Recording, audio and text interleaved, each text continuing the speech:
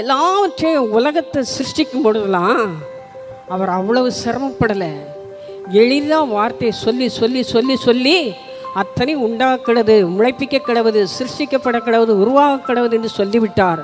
ஆனால் இயேசுவை உயிரோடு எழுப்பும் பொழுது பலத்த சத்துவத்தோடு, பலத்த பிரயாசத்தோடு, அதிக பிரயாசத்தோடு அவரை உயிரோடு எழுப்பியதைத்தான் இந்த இடத்துல நமக்கு அது விளக்கி காண்பிக்கிறது.